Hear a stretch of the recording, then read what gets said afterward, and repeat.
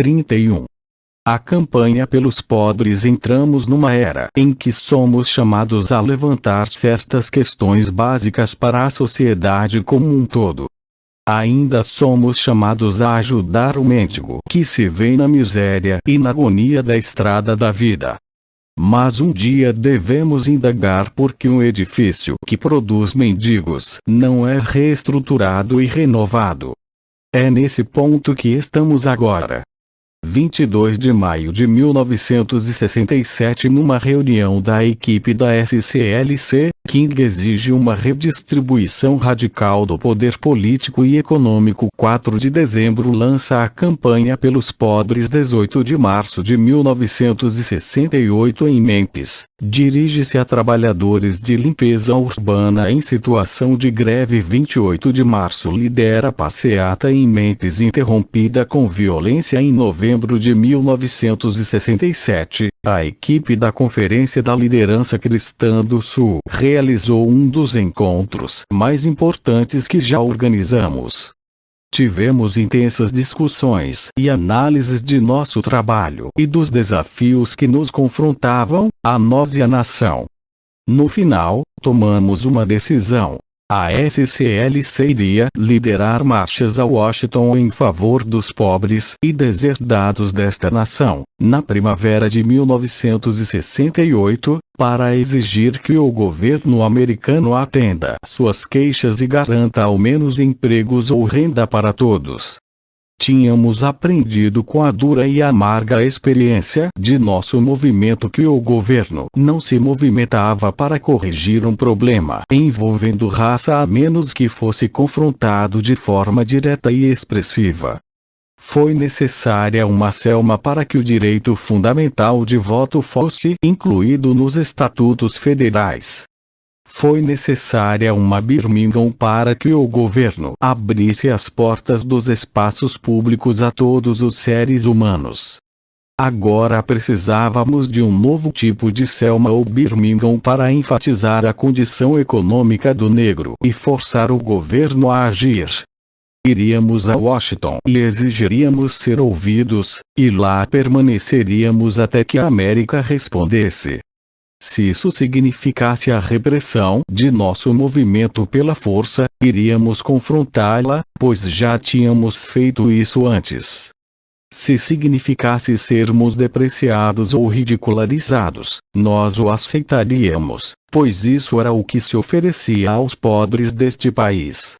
Se significasse sermos presos, nós o aceitaríamos, pois milhões de pobres já eram prisioneiros da exploração e da discriminação. Mas esperávamos, cada vez mais confiantes, que nossa campanha em Washington fosse objeto de compreensão solidária em toda a nação, seguida de uma enorme onda de manifestações não violentas na capital e de protestos simultâneos em outros lugares. Em suma, cobraríamos do governo reformas específicas e pretendíamos empreender ações de militância não violenta até que o governo se mexesse em relação à pobreza. Pretendíamos canalizar a raiva e a frustração latentes dos negros num movimento eficaz, militante e não violento, de enormes proporções, em Washington e outras áreas. Similarmente, estaríamos apelando a uma grande massa de jovens desencantados com esta sociedade materialista e pedindo-lhes que se juntassem a nós em nosso novo movimento em Washington. Também buscávamos a participação de representantes dos milhões de pobres não negros, índios, mexicano-americanos, porto-riquenhos, apalachianos e outros. E aceitávamos a ajuda de todos os americanos de boa vontade. E assim resolvemos ir a Washington e usar todos os meios legítimos de protesto não violento que fossem necessários para colocar nossa nação e nosso governo num novo curso de reforma social, econômica e política. Em última análise, a SCLC decidiu ir a Washington porque, se não agíssemos, estaríamos abdicando de nossas responsabilidades como organização comprometida com a liberdade e com a não violência. Nós estávamos mantendo esse compromisso, e convocamos a América a nos acompanhar em nossa campanha em Washington. Dessa maneira, poderíamos atuar criativamente contra o desespero e a indiferença que com tanta frequência imobilizavam nossa nação durante os meses frios do inverno e a sacudiam profundamente no calor do verão. Novas táticas que não contam com a boa vontade do governo. A política do governo federal é jogar roleta russa com os distúrbios, e ele está preparado para se aventurar em mais um verão de desastres. Apesar de 2 verões consecutivos de violência, nenhuma das causas básicas dos distúrbios foi corrigida.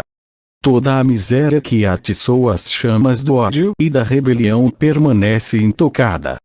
Com desemprego, moradias intoleráveis e educação discriminatória, um flagelo dos guetos negros, o Congresso e o governo ainda tentam remendar as coisas com medidas frias e triviais. Alguns anos atrás, porém, houve um progresso discernível, embora limitado, obtido por meio da não-violência. A cada ano o negro ia ganhando uma nova autoconfiança, saudável e vibrante. É indiscutível o fato de que a tática da não-violência, que então havia dominado o pensamento do movimento dos direitos civis, não tem, nos últimos 2 anos, desempenhado seu papel transformador. A não-violência era uma doutrina criativa no Sul porque colocava em xeque os segregacionistas hidrófobos ansiosos por uma oportunidade de esmagar fisicamente os negros. A ação direta não violenta possibilitou ao negro tomar as ruas no protesto ativo, mas amor suas armas do opressor porque nem ele era capaz de atirar a luz do dia em homens, mulheres e crianças desarmados. É por esse motivo que houve menor perda de vidas em 10 anos de protestos no Sul do que em 10 dias de distúrbios no Norte. Concordo com a Comissão Nacional Consultiva sobre Desordens Públicas criada pelo presidente quando diz que nossa nação está se dividindo em 2 sociedades hostis e o principal elemento destrutivo é o racismo branco. Precisamos, acima de tudo, de meios efetivos de obrigar o Congresso a agir com determinação, mas meios que não envolvam o uso da violência. Chegou a hora de um retorno aos grandes protestos não violentos. Nesse sentido, estamos planejando uma série de manifestações para esta primavera e este verão, começando em Washington, D.C. Elas terão a participação de negros e brancos e seu objetivo será beneficiar os pobres de ambas as raças. Um testemunho de esperança à nação esperou que o homem negro explodisse em fúria para despertar em si uma preocupação pelo menos parcial. Confrontada agora com os problemas interrelacionados da guerra, da inflação, da decadência urbana, da reação branca e do clima de violência, ela se vê então forçada a se preocupar com as questões da pobreza e das relações raciais, para as quais está tragicamente despreparada. O que antes poderia ser uma série de problemas distintos agora se funde numa crise social de complexidade quase atordoante. Não me entristece que negros americanos estejam se rebelando. Isso não era apenas inevitável, mas também eminentemente desejável. Sem essa magnífica efervescência entre os negros, as velhas evasivas e procrastinações iriam prosseguir indefinidamente. Os negros fecharam a porta a um passado de deprimente passividade. Excetuando-se o período da reconstrução, jamais em sua longa história em solo americano eles lutaram com tanta criatividade e coragem por sua liberdade. Estes são os anos luminosos de nossa emergência. Embora dolorosos, não se pode evitá-los.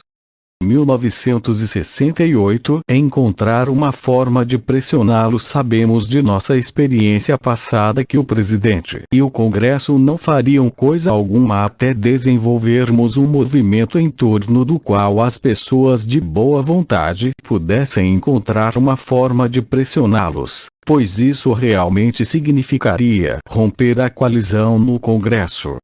Este era ainda um congresso basicamente sulista, dominado pela coalizão e pelos interesses agrários.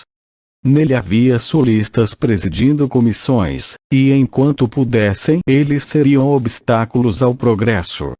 Tinham um número suficiente de republicanos do norte e do meio-oeste para acompanhá-los. Isso de fato significava tornar o movimento bastante poderoso, enfático e moralmente atraente para que as pessoas de boa vontade, religiosos, sindicalistas, intelectuais, estudantes, os próprios pobres, começassem a pressionar os congressistas até que eles não conseguissem mais evitar nossas demandas. Nossa ideia era enfatizar o problema econômico dos pobres como um todo.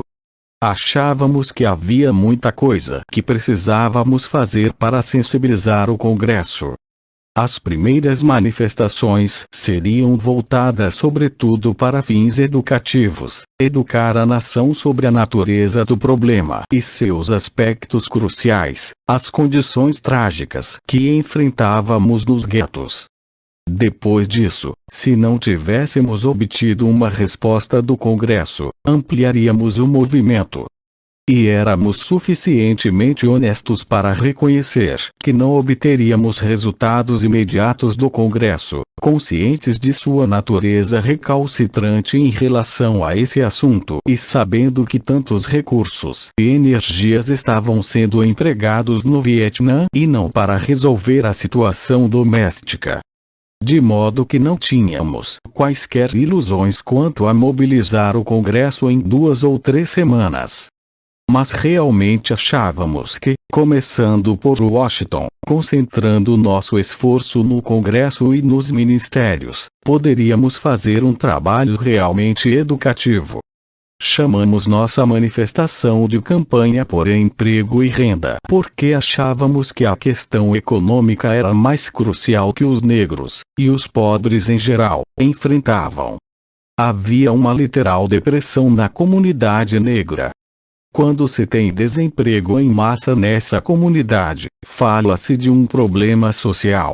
Quando isso ocorre na comunidade branca, trata-se de uma depressão.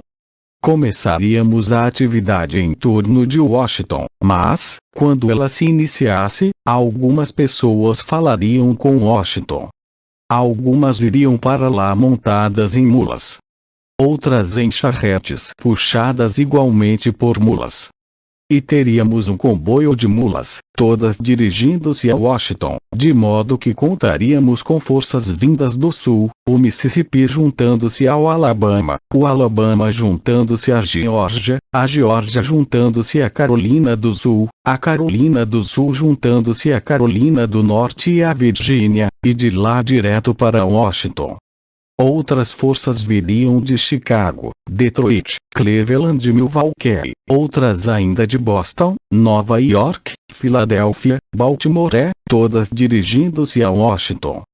Nós levaríamos os problemas dos pobres à sede do governo da nação mais rica da história humana. Se esse poder se recusasse a reconhecer seu débito para com os pobres, deixaria de cumprir sua promessa de garantir vida, liberdade e a busca da felicidade a seus cidadãos. Se esta sociedade fracassar, temo que muito em breve venhamos a ouvir que o racismo é uma doença fatal. O povo americano está infectado pelo racismo, esse é o perigo. Paradoxalmente, também está infectado por ideais democráticos, ou seja, pela esperança. Embora agindo errado, tem o potencial de fazer o certo. Mas não vai dispor de um milênio para fazer as mudanças. Tampouco tem a opção de prosseguir no velho caminho. O futuro que lhe pedem para inaugurar não é tão intragável a ponto de justificar as perversidades que sitiam a nação. Acabar com a pobreza, extirpar o preconceito, libertar uma consciência atormentada, construir um futuro de justiça, equidade e criatividade, tudo isso é digno do ideal americano. Nós temos, mediante a ação de massa não violenta, uma oportunidade de evitar um desastre nacional e de criar um novo espírito de harmonia racial e de classe. Podemos escrever outro capítulo luminoso, do ponto de vista moral, na história americana. Todos nós estamos sendo julgados neste momento tormentoso, mas o tempo ainda nos permite abordar o futuro com a consciência tranquila. Temos o poder de mudar este país e de dar um novo tipo de vitalidade à religião de Jesus Cristo. E podemos fazer com que esses rapazes e moças que perderam a fé na igreja percebam que Jesus era um homem sério exatamente porque lidava com a essência do humano em meio ao fulgor do divino e se preocupava com os problemas do homem. Ele se preocupava com o pão. Inaugurou e iniciou muito tempo atrás a Operação Cesta de Pão. Iniciou o primeiro movimento de sit-in, o maior revolucionário que a história conheceu. E quando as pessoas nos disserem, ao nos posicionarmos, que nos inspiramos nisso ou naquilo, voltem e lhes digam de onde vem nossa inspiração. Li o Capital e o Manifesto Comunista anos atrás, quando era aluno de faculdade. E muitos movimentos revolucionários do mundo nasceram em resultado daquilo que Marx discutiu. A grande tragédia é que a cristandade não conseguiu ver que ela tinha a prerrogativa revolucionária. Não é preciso recorrer a Marx para aprender a ser um revolucionário. Eu não me inspirei em Karl Marx. Inspirei-me num homem chamado Jesus, um santo galileu que se dizia consagrado a curar os desesperados. Ele estava consagrado a enfrentar os problemas dos pobres. E é daí que tiramos nossa inspiração. E nós começamos nossa jornada num momento em que temos uma mensagem para o mundo, e podemos mudar esse mundo e mudar esta nação. Um grande movimento em Memphis durante uma semana de março de 1968, eu fiz mais ou menos 35 discursos. Comecei na quinta-feira em Grosse Pointe, Michigan. Tive de fazer 4 deles na sexta-feira em Detroit. Sábado fui para Los Angeles, onde discursei 5 vezes. Depois, no domingo, preguei em 3 igrejas de Los Angeles. E de lá peguei um avião para Memphis. Resoluções. Estou simplesmente dizendo esta manhã que vocês deveriam determinar que nunca estarão tão seguros em suas mentes ou suas vidas a ponto de esquecerem os nossos irmãos menores. Em certo sentido, todos nós somos os irmãos menores, mas há alguns que são menores que os menores. Tento transmitir isso a meus filhos todas as manhãs, bem cedo, quando tenho a oportunidade. Ao nos sentarmos à mesa, como fizemos esta manhã para as preces matinais, não pude fazer minha oração sem dizer: Deus, ajude-nos, ao nos sentarmos aqui a esta mesa, a percebermos que existem aqueles que têm menos sorte do que nós. E permita que nunca os esqueçamos, não importa onde estivermos. E disse a meus filhinhos: vou trabalhar e fazer tudo que me seja possível para garantir que vocês tenham uma boa educação. Não quero que vocês jamais esqueçam que há milhões de filhos de Deus que não têm nem poderão ter uma boa educação, e não quero que vocês achem que são melhores do que eles. Pois vocês nunca serão o que devem ser até que eles sejam o que devem ser. De um sermão em 7 de janeiro de 1968. Ao chegar a Memphis, eu me virei e disse a Ralph Abernathy: eles realmente têm um grande movimento aqui nesta cidade. O tema era a recusa da prefeitura a ser justa e honesta no trato com seus servidores públicos, que por acaso trabalhavam na limpeza urbana. Estavam em greve 1.300 funcionários desse setor, e a prefeitura não estava sendo justa com eles. Eles estavam se manifestando a respeito de coisas que precisavam ser objeto de manifestações por todo o país. Estavam mostrando que podemos ser leais uns aos outros, que estamos todos ligados pelos uniformes de um único destino e que se um negro sofre, se uma pessoa negra está caída, então todos estamos caídos. Os negros que têm devem dar as mãos aos que não têm.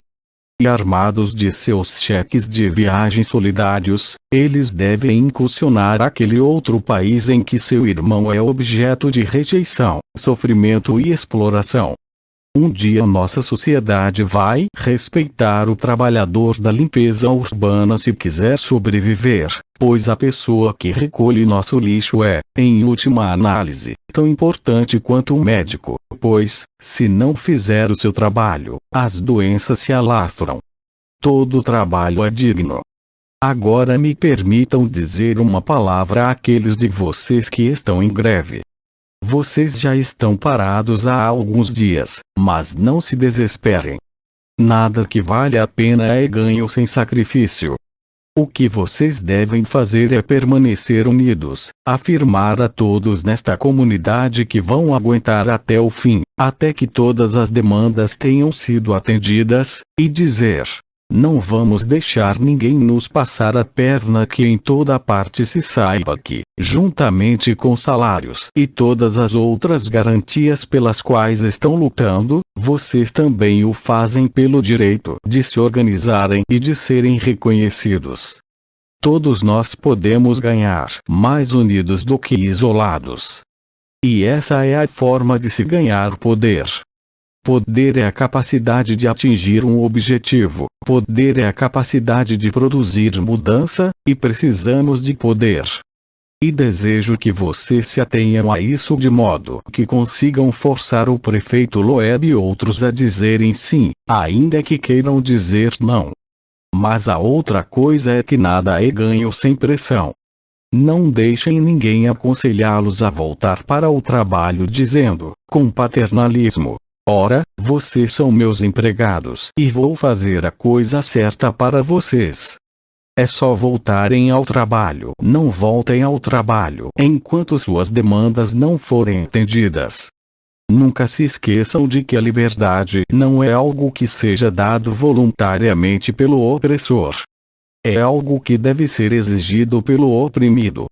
A liberdade não é um prato suntuoso que a estrutura de poder e as forças brancas responsáveis pelas diretrizes políticas sirvam voluntariamente numa bandeja de prata, enquanto o negro entra apenas com o apetite. Para alcançarmos a igualdade, para conseguirmos salários adequados, teremos de lutar por eles. Vocês sabem que Jesus nos lembrou um dia, numa parábola magnífica, que um homem foi para o inferno porque não enxergava os pobres.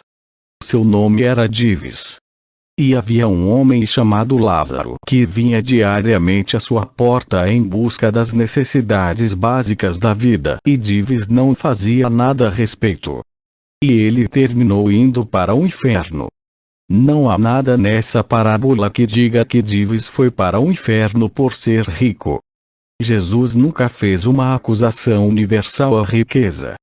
É verdade que um dia um jovem rico se aproximou dele falando de vida eterna e ele o aconselhou a vender tudo, mas nesse caso Jesus estava prescrevendo uma cirurgia individual e não estabelecendo um diagnóstico universal. Se você continuar e ler a parábola em todas as suas dimensões e simbolismos, vai lembrar uma conversa que houve entre o céu e o inferno. E do outro lado da ligação de longa distância entre o céu e o inferno estava Abraão conversando com Dives, no inferno. Não era um milionário no inferno conversando com um pobre no céu, mas um pequeno milionário no inferno falando com um multimilionário no céu. Dives não foi para o inferno por ser rico. Sua riqueza era a oportunidade que teve de superar o abismo que o separava de seu irmão Lázaro. Dives foi para o inferno por ter permitido que Lázaro se tornasse invisível. Dives foi para o inferno por ter permitido que os meios pelos quais vivia superassem os fins. Dives foi para o inferno por ter preferido manifestar sua objeção de consciência à guerra contra a pobreza. E eu venho aqui dizer que os Estados Unidos também irão para o inferno se não usarem sua riqueza. Se este país não usar os vastos recursos de sua riqueza para acabar com a pobreza e tornar possível a todos os filhos de Deus terem suas necessidades básicas atendidas, ele irá para o inferno.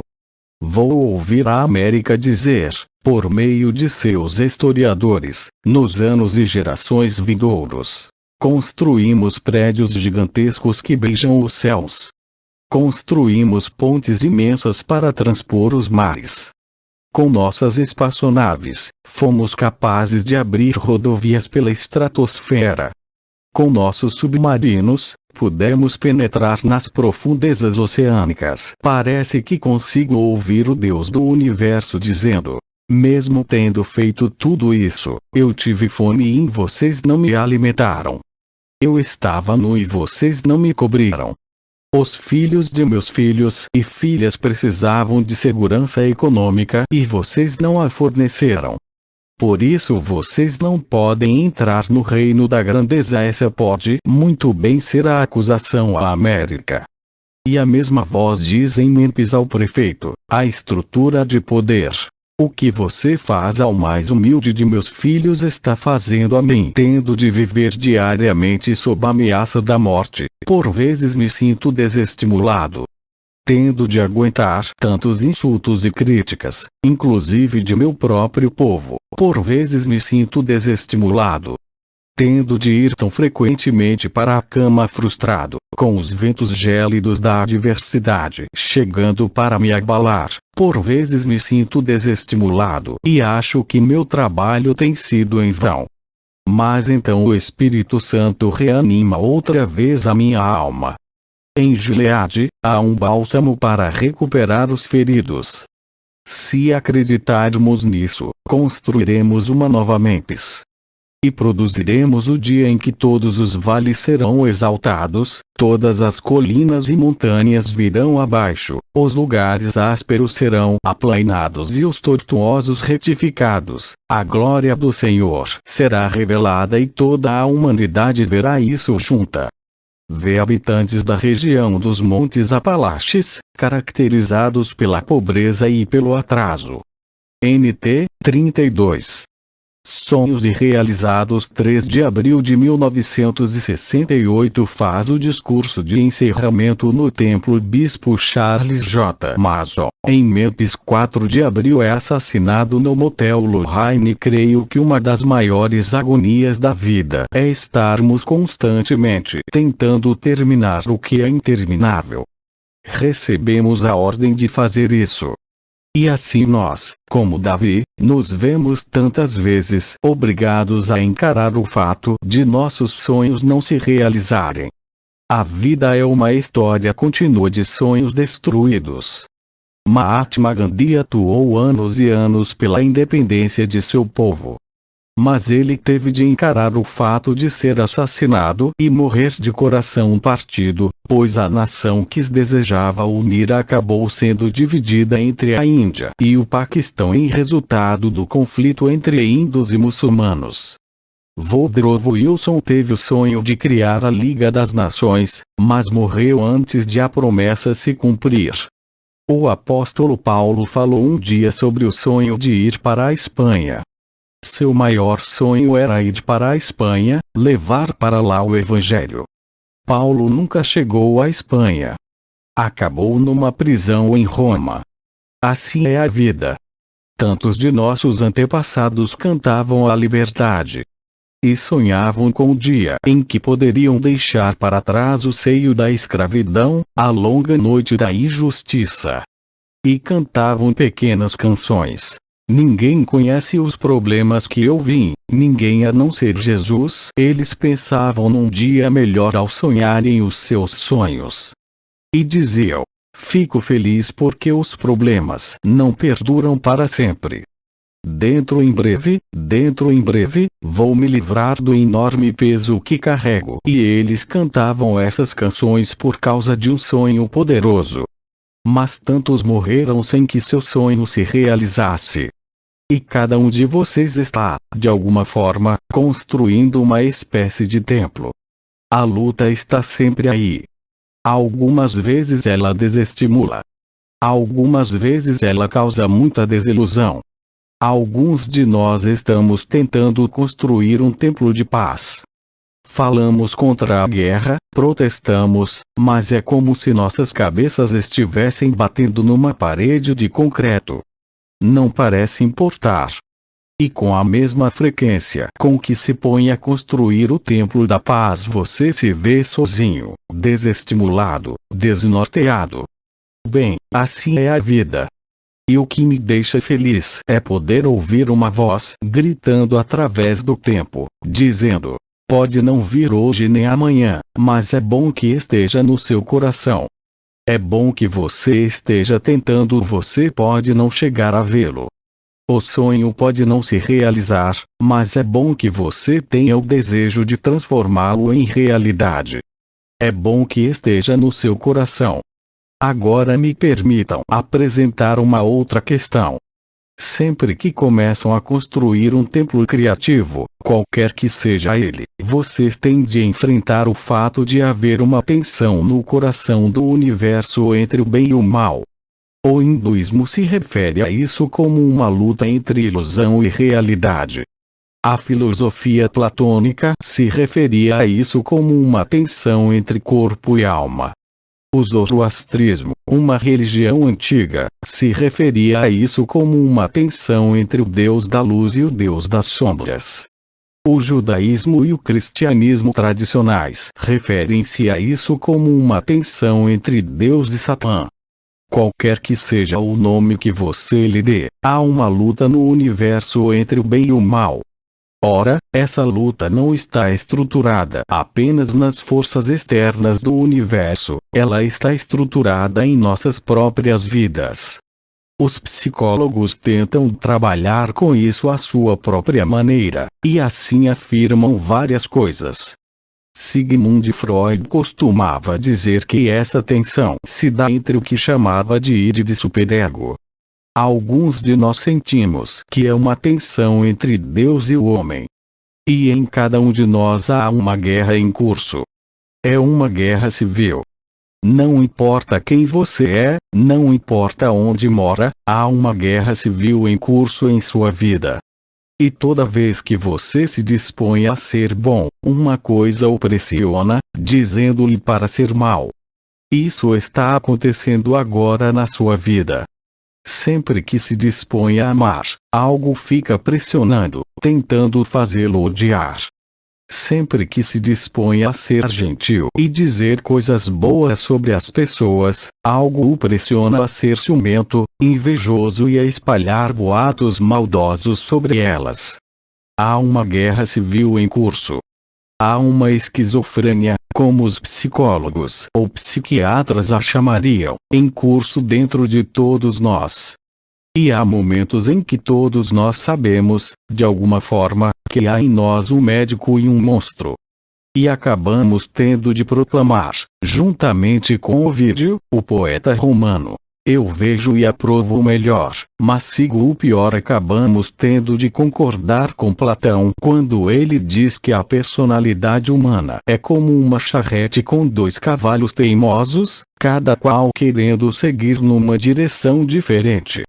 Ou às vezes temos até de acabar nos juntando a Santo Agostinho quando ele afirma, em suas Confissões: Senhor, dai-me a castidade, mas não ainda acabamos proclamando juntamente com o apóstolo Paulo: não faço o bem que quero, mas o mal que não quero. Ou acabamos tendo de afirmar, juntamente com Goethe, que há em mim matéria-prima suficiente para produzir tanto um cavalheiro quanto um velhaco.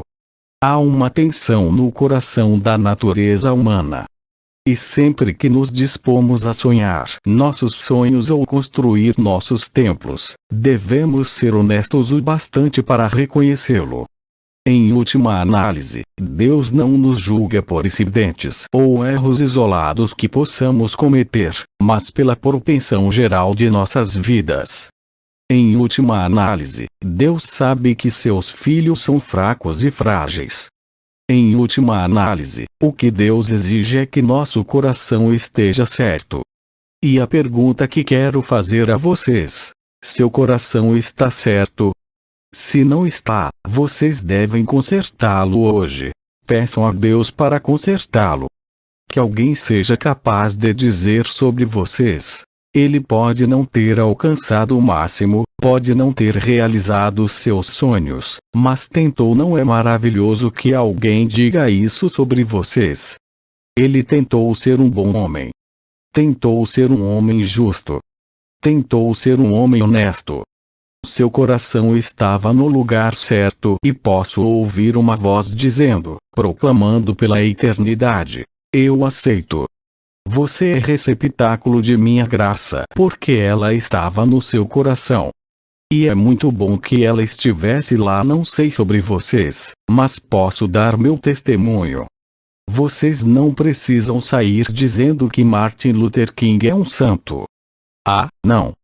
Quero que vocês saibam esta manhã que sou um pecador da mesma forma que todos os filhos de Deus. Mas quero ser um bom homem. E quero um dia ouvir uma voz me dizer: eu aceito e abençoo porque você tentou.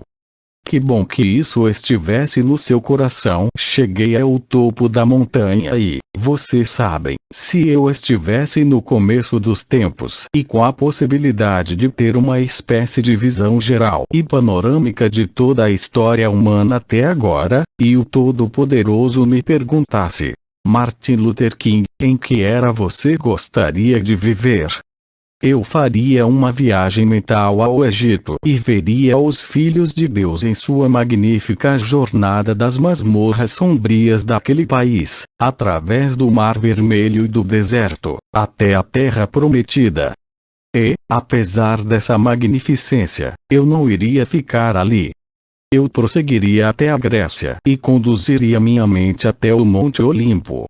E veria Platão, Aristóteles, Sócrates, Eurípides e Aristófanes reunidos em torno do Partênon, e acompanharia sua discussão das grandes e eternas questões da realidade. Mas não iria ficar ali. Eu prosseguiria até o grande apogeu do Império Romano e acompanharia o desenvolvimento dos fatos por meio de vários líderes e imperadores. Mas não iria ficar ali.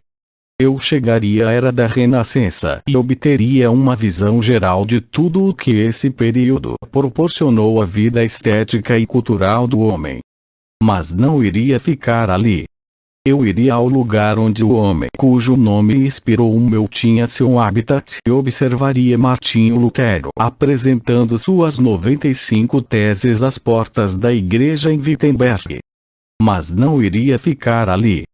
Eu chegaria a 1863 e veria um presidente vacilante chamado Abraham Lincoln finalmente chegar à conclusão de que tinha de assinar a Proclamação de Emancipação. Mas não iria ficar ali. Eu iria até mesmo ao início da década de 1930 e veria um homem enfrentando os problemas da falência desta nação e proclamando com eloquência que não temos nada a temer senão a nós mesmos. Mas eu não iria ficar ali. Estranhamente, eu recorreria ao Todo-Poderoso e diria: se o Senhor me permitir viver apenas alguns anos na segunda metade do século XX, ficarei feliz. Ora, essa é uma declaração estranha de se fazer, pois o mundo está uma bagunça. A nação está doente. Nossa terra está cheia de problemas, há confusão por toda parte. É uma declaração estranha.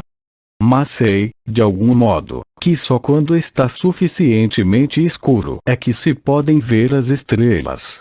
E eu vejo Deus operando neste período do século XX. Algo está acontecendo em nosso mundo. As massas populares estão se rebelando. E onde quer que elas se reúnam hoje em dia, seja em Joanesburgo, na África do Sul, em Nairobi, no Quênia, em Accra, em Gana, em Nova York, em Atlanta, na Geórgia, em Jackson, no Mississippi, ou em Memphis, no Tennessee, o clamor é sempre o mesmo. Nós queremos ser livres. E outro motivo pelo qual sou feliz por viver neste período é que fomos levados a um ponto em que teremos de enfrentar os problemas com os quais os homens têm tido de lidar através da história. A sobrevivência exige que os enfrentemos. Há muito tempo os homens têm falado sobre guerra e paz. Mas agora não podem mais falar apenas. Não se trata mais de uma escolha entre violência e não violência neste mundo, mas entre não violência e inexistência. É nesse ponto que hoje nos encontramos. E também no que se refere à revolução dos direitos humanos, se algo não for feito, e não for feito logo, para tirar os povos de cor de todo o mundo de seus longos anos de pobreza, sofrimento e desprezo, o mundo inteiro estará condenado.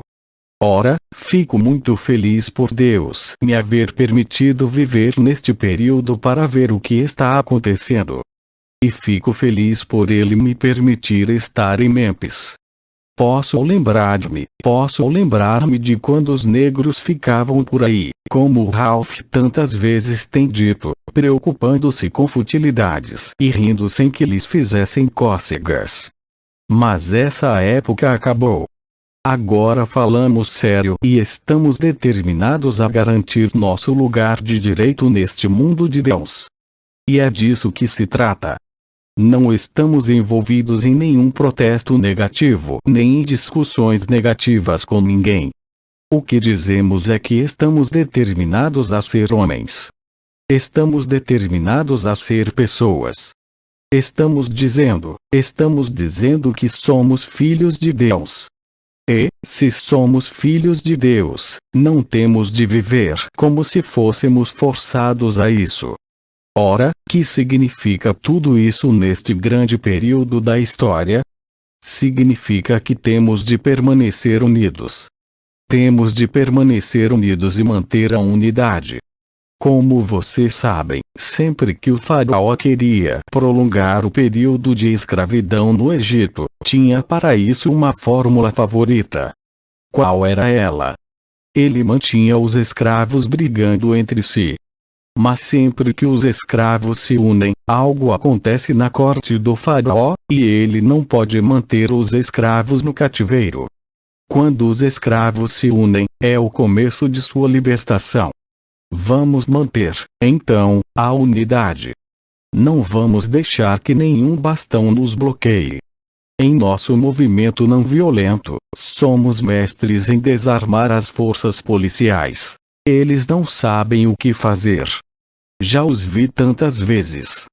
Lembro que em Birmingham, Alabama, quando travávamos nossa majestosa luta, saíamos dia após dia da Igreja Batista da Rua 16. Caminhávamos a centenas e Buchanan mandava soltarem os cachorros, e eles vinham. Mas nós enfrentávamos os cães cantando. Não vou deixar ninguém me desafiar, dizia então Buchanan.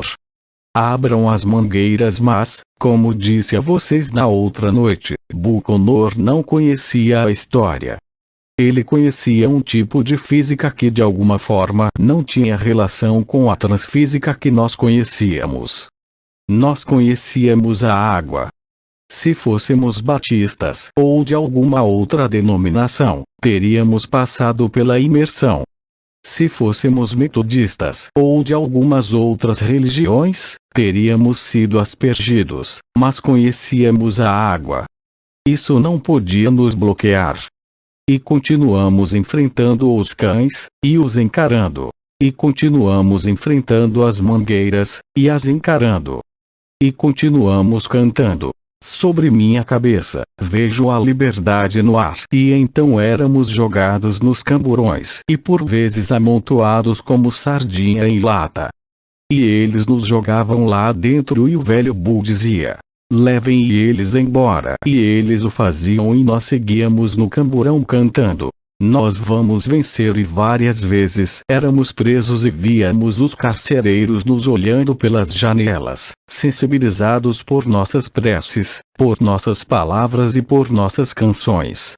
E havia ali um poder ao qual Buconor não conseguia adaptar-se, e assim acabamos transformando num alvo e ganhamos a luta em Birmingham. Temos de nos dedicar a essa luta até o fim. Nada seria mais trágico do que parar neste ponto em Memphis. Precisamos ir até o fim. Quando fazemos nossa marcha, vocês precisam estar lá. Se isso significar abandonar o trabalho, abandonar a escola, estejam lá. Preocupem-se com seu irmão. Vocês podem não estar em greve, mas ou nos erguemos juntos ou vamos cair juntos. Temos de desenvolver uma espécie de altruísmo de risco. Um dia um homem aproximou-se de Jesus e lhe fez algumas perguntas sobre questões fundamentais de nossa existência. Num certo ponto o homem quis confundir Jesus e mostrar que sabia mais do que ele, deixando desconcertado. Essa pergunta poderia facilmente conduzir a um debate filosófico e teológico. Mas Jesus de imediato tirou a pergunta do espaço vazio e a situou numa perigosa curva entre Jerusalém e Jericó. E falou sobre um homem que havia caído no meio de ladrões. Vocês se lembram de que um levita e um sacerdote passaram pelo outro lado, não pararam para ajudá-lo.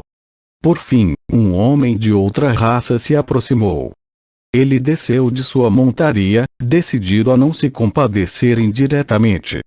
Mas foi até o homem necessitado, administrou-lhe os primeiros socorros e o ajudou. Jesus terminou dizendo que esse era o homem bom, esse era o grande homem, pois tivera a capacidade de projetar o eu no tu e de se preocupar com seu irmão.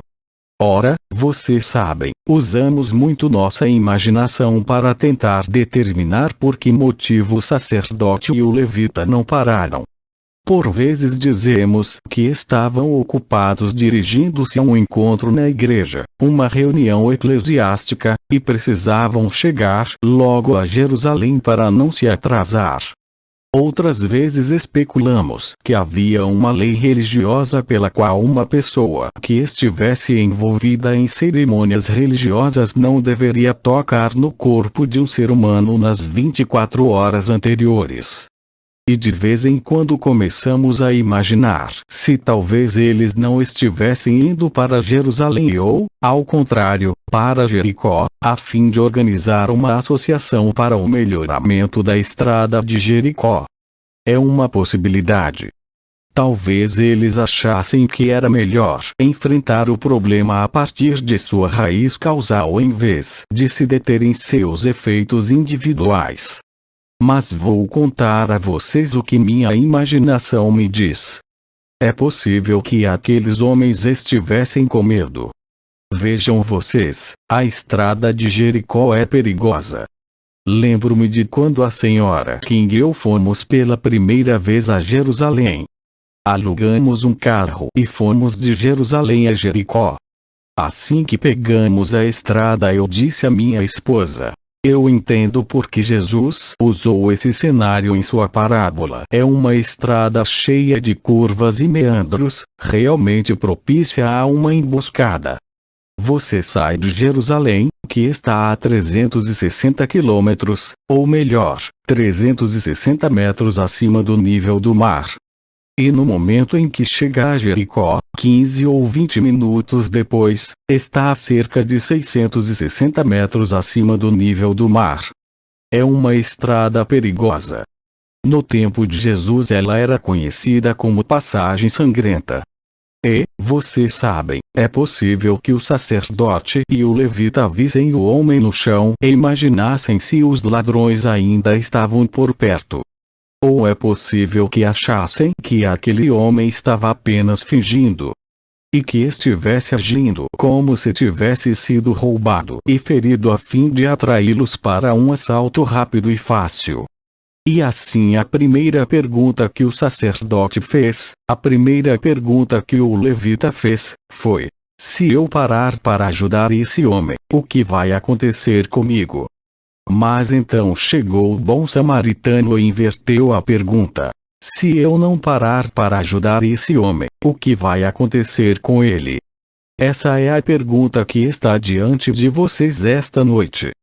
Não, se eu parar para ajudar os coletores de lixo, o que vai acontecer com meu emprego? Não, se eu parar para ajudar os coletores de lixo, o que vai acontecer com todas as horas que eu geralmente passo em meu escritório todo dia e toda semana como pastor? A pergunta não é se eu parar para ajudar esse homem necessitado, o que vai acontecer comigo? Mas se eu não parar para ajudar os coletores de lixo, o que vai acontecer com eles? Essa é a pergunta. Esta noite vamos nos associar a eles com a maior disposição. Vamos nos posicionar com a maior determinação. E vamos avançar nestes dias importantes, nestes dias desafiadores, para fazer deste país o que ele deveria ser. Temos a oportunidade de fazer dos Estados Unidos uma nação melhor. E quero agradecer a Deus, uma vez mais, por me permitir estar aqui com vocês. Vocês sabem, muitos anos atrás eu estava em Nova York autografando o primeiro livro que escrevi. E ali sentado autografando livros, uma mulher negra com uma doença mental aproximou-se de mim. A única pergunta que ouvi dela foi: você é Martin Luther King? Eu estava olhando para baixo, escrevendo, e respondi: sim. No minuto seguinte senti algo me atingindo no peito. Antes que pudesse entender o que estava acontecendo, fui esfaqueado por essa mulher insana. Fui levado às pressas para o hospital do Harlem. Era uma tarde escura de sábado. E aquela lâmina tinha atravessado minha pele, pelo que os raios-x revelaram, chegado bem perto da aorta, a principal artéria. Se esta for perfurada, você se afoga no próprio sangue, é o seu fim.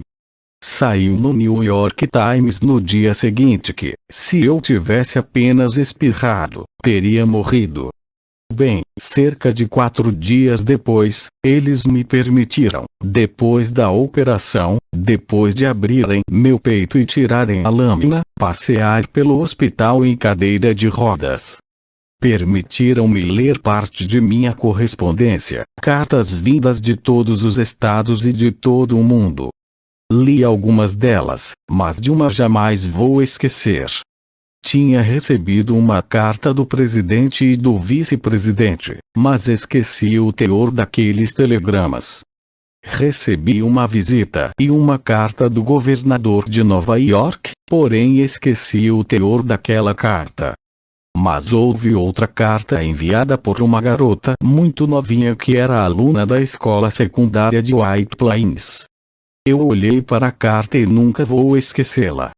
Dizia simplesmente: caro Dr. King, sou aluna da 9ª série da escola secundária de White Plains. Embora isso não devesse importar, sou uma menina branca. Li no jornal sobre seu infortúnio e sofrimento. E li que, se tivesse espirrado, o senhor teria morrido. Estou escrevendo simplesmente para dizer que estou feliz por isso não ter acontecido. Quero dizer que também me sinto muito feliz por não ter espirrado. Porque, se tivesse, não estaria por aqui em 1960, quando estudantes de todo o Sul começaram a ocupar lanchonetes. E eu sabia que, ao se sentarem, eles estavam levantando-se pelo que há de melhor no sonho americano e levando toda a nação de volta àqueles grandes reservatórios de democracia abertos pelos pais fundadores na Declaração de Independência e na Constituição.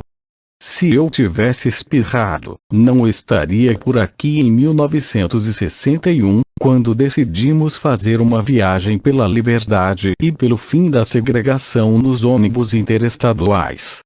Se eu tivesse espirrado, não estaria por aqui em 1962, quando negros de Albany, Geórgia, resolveram que não iriam mais se curvar. E quando homens e mulheres resolvem assumir essa postura, vão chegar a algum lugar, pois não se pode montar nas costas de uma pessoa se ela não estiver curvada. Se eu tivesse espirrado, não estaria por aqui em 1963, quando negros de Birmingham, Alabama, despertaram a consciência desta nação e produziram a Lei dos Direitos Civis. Se eu tivesse espirrado, não teria tido a chance de, em agosto daquele ano, tentar contar a este país um sonho que eu havia tido. Se eu tivesse espirrado, não teria podido estar em Selma, Alabama, para ver o grande movimento que aconteceu lá. Se eu tivesse espirrado, não teria estado em Memphis para ver uma comunidade reunida em torno desses irmãos e irmãs que estão sofrendo. Fico muito feliz por não ter espirrado. Saí de Atlanta na manhã de hoje e ao chegarmos ao avião, havia 6 de nós, o piloto disse pelo alto-falante. Pedimos desculpas pelo atraso, mas temos conosco o Dr. Martin Luther King. E para garantir que todas as bagagens fossem verificadas e que nada de errado ocorresse neste avião, tivemos de checar tudo com cuidado. E o avião foi protegido e vigiado a noite toda. E então partimos para Memphis. E alguns começaram a falar das ameaças que havia ou do que poderia acontecer comigo em função de nossos irmãos brancos doentes. Bem, não sei o que vai acontecer comigo agora. Temos dias difíceis pela frente. Mas para mim realmente não importa, porque eu cheguei ao topo da montanha. E não me importo. Como todo mundo, eu gostaria de ter uma longa vida. A longevidade tem sua importância. Mas não estou preocupado com isso agora. Quero apenas fazer a vontade de Deus. E Ele me permitiu subir ao topo da montanha. E de lá de cima eu vi a terra prometida. Posso não chegar lá com vocês. Mas quero que saibam esta noite que nós, como um povo, chegaremos à terra prometida. E estou feliz esta noite. Não me preocupo com coisa alguma. Não tenho medo de homem algum. Meus olhos viram a glória da vinda do Senhor. O mestre de uma banda pela dignidade. Creio que de vez em quando todos nós pensamos realisticamente no dia em que seremos vitimados pelo que é um denominador comum final da vida, aquilo a que chamamos de morte. Todos nós pensamos nisso. E de vez em quando eu penso em minha morte e em meu funeral. Não penso nisso num sentido mórbido. De vez em quando me pergunto: o que é que eu gostaria que fosse dito? E deixo a palavra com vocês esta manhã. Gostaria que nesse dia alguém mencionasse que Martin Luther King tentou dedicar sua vida a serviço dos outros. Gostaria que nesse dia alguém dissesse que Martin Luther King tentou amar alguém. Quero que digam nesse dia que tentei acertar em relação à guerra. Quero que possam dizer nesse dia que realmente tentei alimentar os famintos. E quero que possam dizer nesse dia que de fato tentei, em minha vida, vestir os que estavam desnudos. Quero que digam nesse dia que de fato tentei, em minha vida, visitar os que estavam presos. Quero que digam que tentei amar e servir a humanidade. Sim, se quiserem dizer que fui um mestre de uma banda, digam que eu fui pela justiça. Digam que fui um mestre de uma banda pela paz. O mestre de uma banda pela dignidade. E todas as coisas superficiais terão pouca importância. Não terei dinheiro para deixar de herança. Não terei as coisas finas e luxuosas da vida para deixar como legado. mas só quero deixar de herança uma vida de dedicação. E isso é tudo que eu queria dizer.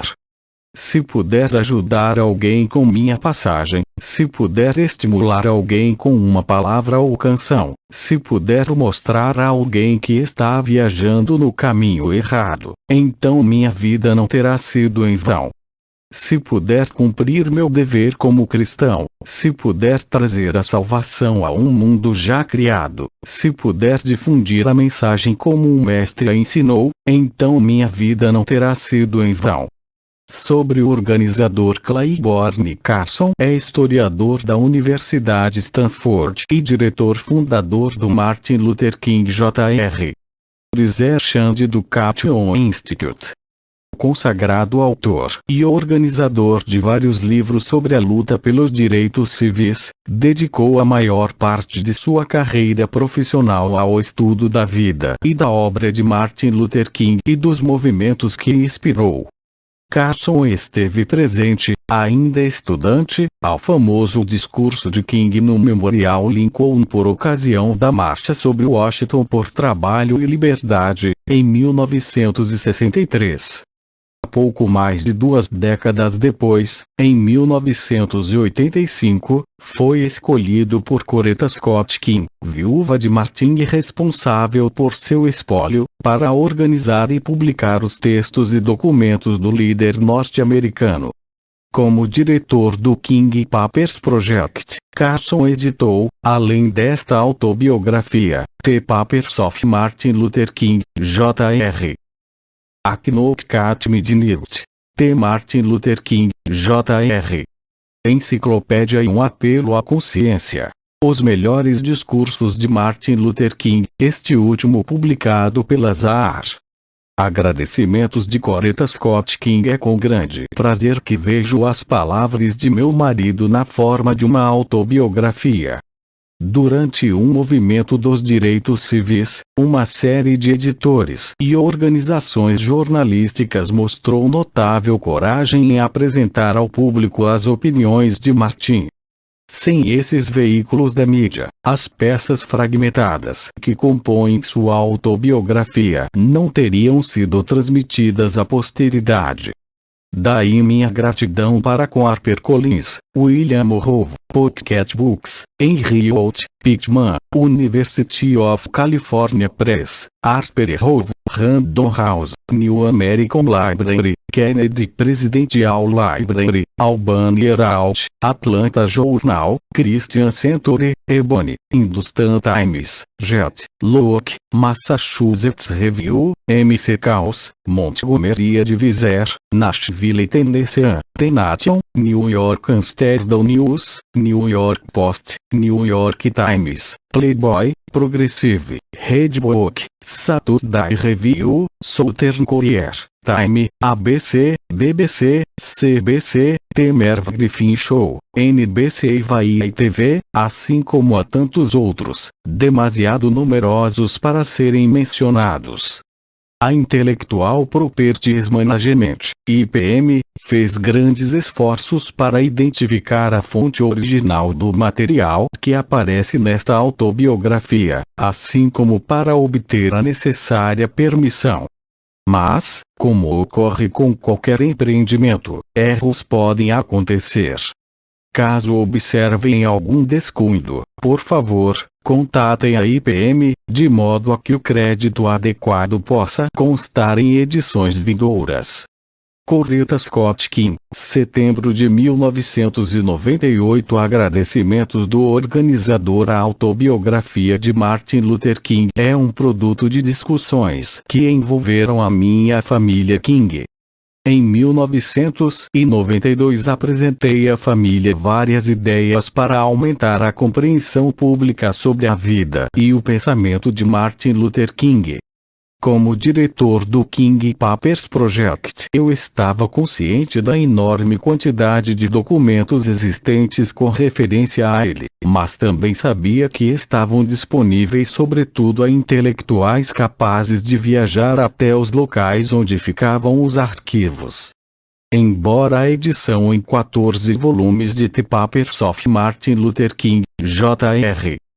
de responsabilidade do King Project, pretenda ser uma forma de tornar esses documentos disponíveis de modo mais amplo. Esse esforço de longo prazo levará muitos anos para ser concluído.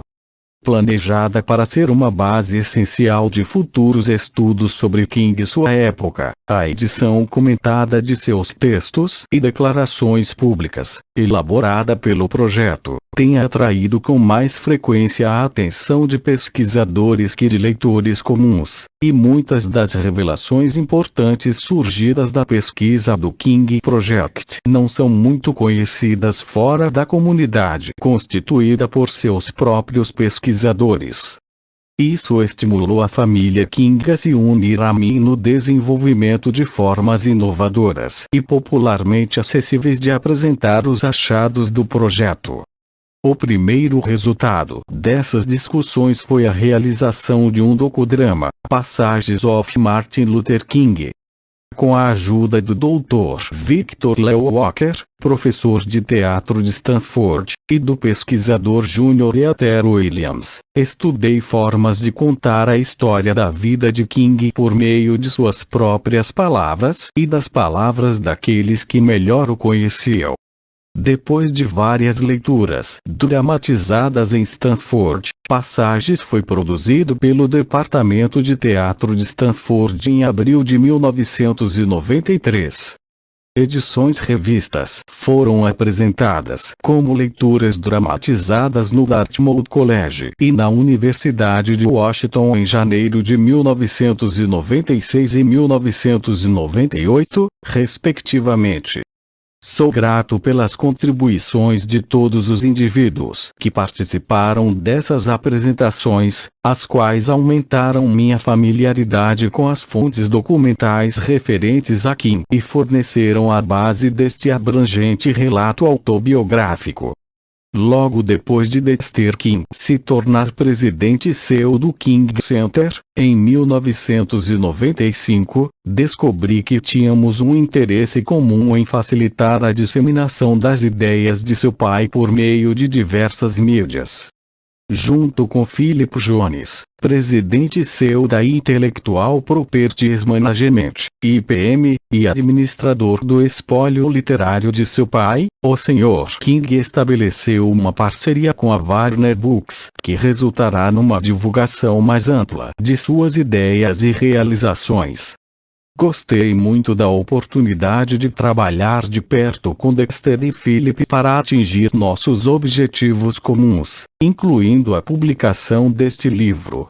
Em todos os estágios do desenvolvimento deste trabalho, seu apoio e aconselhamento foram essenciais e estiveram sempre disponíveis. Sua energia e seu entusiasmo foram contagiantes. Minha agente literária, Sandra Dijkstra, ofereceu um estímulo permanente a este projeto desde a sua concepção. Sua perícia, bem como a de sua competente equipe, tornou possível que eu me concentrasse na pesquisa enquanto eles tratavam de assuntos financeiros e contratuais. Gostei especialmente da oportunidade de trabalhar como uma antiga aluna minha, Rebecca Loven, que agora faz parte da agência literária Dijkstra. Mesmo antes da assinatura do contrato referente ao livro, eu me envolvi profundamente na tarefa de procurar as fontes textuais para a autobiografia em meio a centenas de milhares de documentos relacionados a King. Minha assistente de pesquisa inicial foi Jennifer Marcus, uma pesquisadora dedicada e talentosa que ajudou a produzir a autobiografia e continuou envolvida no projeto durante a maior parte de sua carreira na graduação em Stanford. Quando concordei formalmente em produzir a autobiografia em pouco mais de um ano, Rand Gellerman Reynald se tornou a principal responsável pela pesquisa que resultou neste livro. Rand examinou milhares de documentos e relacionou centenas de gravações de áudio a fim de identificar textos para possível inclusão, e depois reuniu esses textos numa narrativa cronológica preliminar. Ela trouxe a essa tarefa difícil e assustadora uma energia e um entusiasmo consideráveis, qualidades essenciais a qualquer esforço desse quilate. Esta autobiografia deve sua realização ao amplo envolvimento de vários membros da equipe do King Project. Em particular, Susan Carson, arquivista e editora administrativa, compartilhou seu conhecimento ímpar dos mais de 20.000 documentos catalogados na base de dados do projeto. Durante os estágios finais da preparação do manuscrito, ela e o pesquisador Erin Vur deram valiosas sugestões de revisão, supervisionaram o esforço de localizar outros documentos pertinentes e conferiram a precisão do manuscrito. Outros membros da equipe do King Project também possibilitaram a publicação deste livro. Quero agradecer especialmente a Adrienne Clay, Kerry Taylor e Elizabeth Baez, que, apesar de outras demandas referentes à edição do documentário do projeto, apresentaram-se como voluntárias para ler capítulos e sugerir aperfeiçoamentos considerados necessários. Minha assistente Vicky Brooks também contribuiu fazendo a revisão tipográfica dos capítulos e trazendo algum grau de organização para o meu escritório. Bárbara Ifergica se ofereceu como voluntária para ajudar nos estágios finais de preparação do manuscrito. Estudantes pesquisadores de graduação e pós-graduação contribuíram de várias maneiras para este trabalho.